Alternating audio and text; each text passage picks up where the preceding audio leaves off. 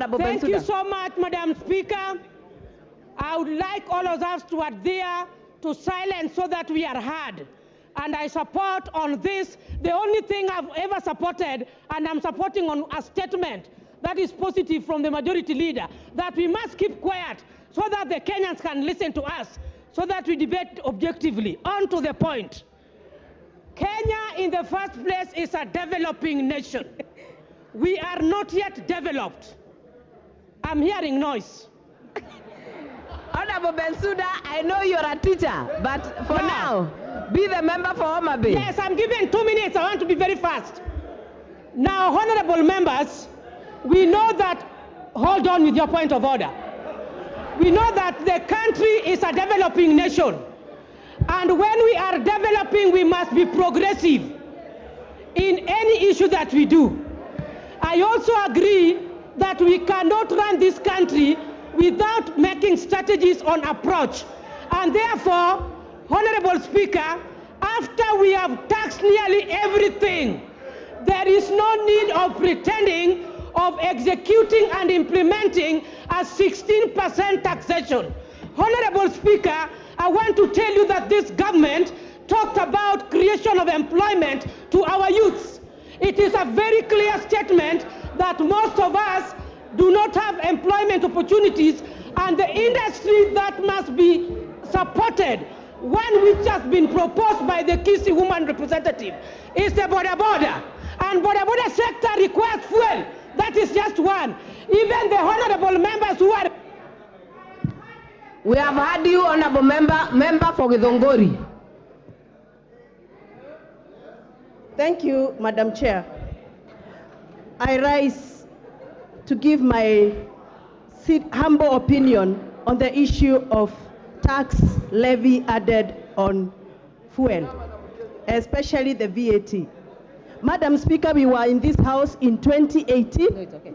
Those that are privileged to be here, you know from 2018 when we added tax on fuel, what happened to this economy. We are reaping from what we did. Madam Speaker, life is unbearable as we speak to our citizens of this republic. We cannot afford to add more levy on fuel because fuel is a catalyst of everything from production to marketing and to the welfare of the people. Madam Speaker, I want to be on record that right now our people are suffering and production, especially in our rural areas, is going to go to zero if we add tax on fuel. I therefore would want to say it very clearly here that if we want to revamp the economy of this country, adding tax on fuel is not the solution. The solution is empowering our farmers, our producers who normally produce crops that bring dollars into this country. We bring more dollars by selling more of our produce so that we can be able to subsidize on the government expenditure. And on that point, Madam Chair, I stand to refuse the addition of fuel levy tax on the... Thank you. Thank you. Member for Igambangombe. Thank you, Mr. Speaker. Madam Speaker, I stand here today. Kagombe, this is the big ngombe, you are the small ngombe still. You are out of order. Honorable Patrick, you are out of order. You have 2 minutes maximum. Madam Speaker, I stand here to support this amendment, this clause, Madam Speaker, because Madam Speaker, listening at the hypocrisy that is in this house today. Because, Madam Speaker, we debated the budget in this house, Madam Speaker, I didn't hear the other side of the divide reject even a single clause of the budget. They supported how we'll have electricity, they supported how we'll have water, they supported how we'll do loans for this country, but when it comes to looking at ways of raising money for the same, Mr. Speaker, now we are opposed. Madam Speaker, I've heard our friends shout to the Speaker every day here that no CDF, no parliament. Every day they come here to shout no CDF, no parliament. There is no gain without pain. If we want CDF, then we must pay for it. If we want loans, like in my constituency, Madam Speaker, I have a number of loans that are stoned today, Madam Speaker, that I wish to continue. So, Madam Speaker, I support, and this is progressive. Thank you, Madam Speaker. Honorable members, you will note we cannot all speak on this matter. But before I put the question, I will give Mbunge wa Kilifi, then I will give Honorable Kalasinga, then I will give Honorable Bowen, and we will close.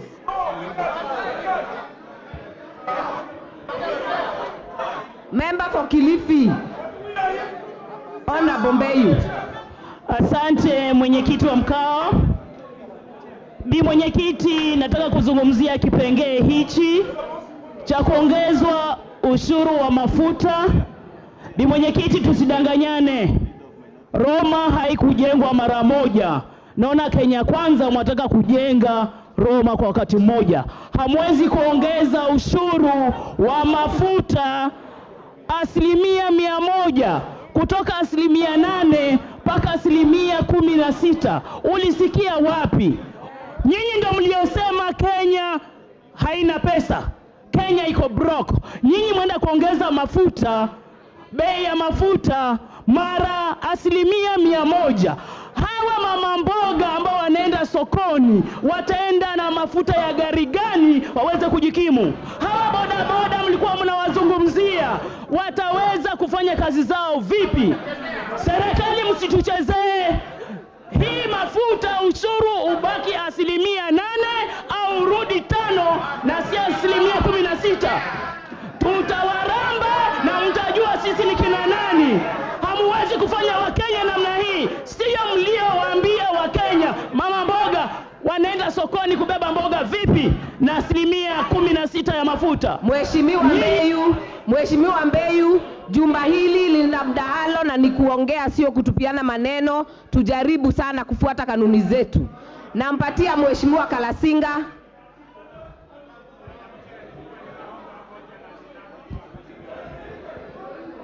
Oh, thank you very much. Madam Chair, this is the time now. This is the time now Kenyans have gone on televisions watching us. This is the time now, Madam Chair, that this House here, Honorable, must make a decision that serves Kenyans outside there. Madam Chair, as I talk now, me as a person who comes from Western, we cannot grind and eat ugali grade 3 without oil in our portion meals. If we increase this, Madam Speaker, we shall paralyze our stomachs in Western Province. Madam Speaker, as I talk now, we have farmers in Rift Valley who uses tractors to plow their farms. If we increase fuel, they are watching us now on televisions. I want to give a warning to this House now. I can even plead and kneel down that Kenyans must be given a freedom, and the freedom comes from here. Thank you, Madam Chair. Honorable Bowen. Thank you, Madam Chair. Madam Chair, I want to support the amendment, Madam Chair. Madam Chair, and I want to say, Madam Chair, this clause, Madam Chair, I want to support the bill, Madam Chair. And Madam Chair, the agreement, the reason as to why we have a fuel subsidy, Madam Chair. This is not the first time this increment to 16% is before this House for the first time, Madam Chair. It's been there before. Madam Chair, this is the fuel subsidy. Was used by the Handshake brothers when they were giving out a fuel subsidy and they misused. Madam Chair, the government paid over 50 billion in terms of fuel subsidy. But this is the time we are saying, Madam Chair, if we have to achieve all the development we need, which is in the Kenya Kwanza Manifesto, Madam Chair, we need to have the 16% and to stop the fuel subsidy, which has been misused by the last Majority Whip. Thank you very much, Honorable Chair. Honorable Chair, I agree with several members that it is indeed true that this is a very emotive topic. especially when you talk about the increase of VAT on fuel. But again, to be fair, even as we bash the proposal to raise the 8% to 16%, we also need to be honest enough and inform the public that this thing was passed in the previous parliament and then deferred to this session. But be that as it may, Madam Chair, be that as it may, Chair, it is important for also the House to know that the government has taken measures, several measures to mitigate the challenge of the increase of the 8%. The escalating dollar has been mitigated through the G2G matters. The issues Honorable Amboka, you will not shout. zero What is rating your in point terms of of the order? farm inputs have been reviewed. So there are so many things that have been done. So you Order, can't just be majority here. whip. Order. It will be one person at a time. Please take your seats. Honorable Amboka, what is out of order? Honorable Chair, we are the 13th Parliament, and we are here to look at issues as they come to us, as fresh as they are. Is the honorable member in order to mislead the House that we are looking at a bill of the past Parliament when they have just presented this bill that is retrogressive, that the bill that is going to hurt Mwananchi, the bill that is going to hurt Bodaboda? Honorable Amboka, that is a point of debate. Majority whip, finalize. Let me finalize by saying this. For clarity purposes, I'm talking about deferring. This issue was deferred from 2018 to this season.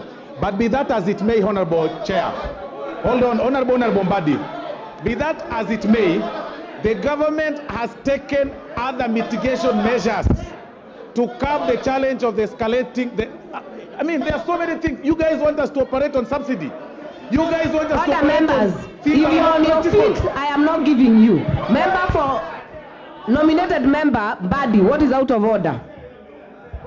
Madam Chair, we all know that this house is a house of records, and it is a house where we must be factual and truthful. When the majority whip misleads the whole country, and the whole country is watching, that the last parliament passed VAT on petroleum products at 16% and it was deferred, that is not correct. The last parliament, if he has forgotten, rejected the 16%. We only allowed 8% after the president's memorandum. There is no deferment, and Madam Speaker, Madam Chair. Order, member. Honorable Mbadi, you're debating. Member for Finance Committee. Thank you, Honorable Chair. And I know this issue has been extremely emotive. But I would like not to dwell in the politics, but look at this proposal from a finance perspective as we did. We have three types of VAT in this country.